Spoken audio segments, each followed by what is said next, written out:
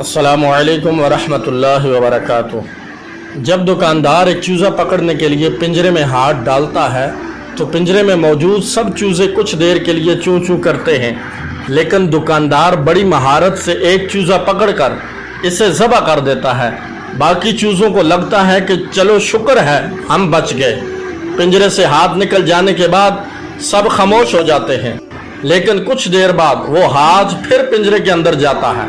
फिर सब चूज़े कुछ देर के लिए चूँ चूँ करते हैं, लेकिन दुकानदार बारी बारी सबको ज़बह कर देता है। बिल्कुल यही हाल आजकल मुसलमानों का है, और ख़ुसूसन पाकिस्तानियों का और हमारे हुक्मरानों का, कि कुफ़ार एक एक करके मुसलमान मुल्कों को ख़त्म कर रहे हैं।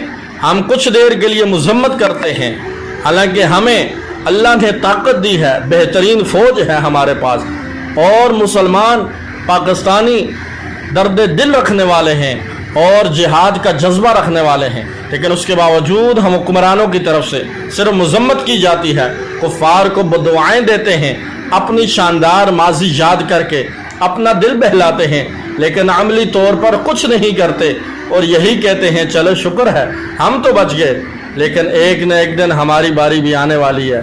इससे पहले तुम कुफ़ार का मुकाबला करो, और अगर बच गए तो गाजी, अगर शहीद हो गए, दुनिया से चले गए, तो जन्नत तुम्हारा इंतज़ार कर रही है। अस्सलामु अलैकुम वरहमतुल्लाहि वबरकातुह।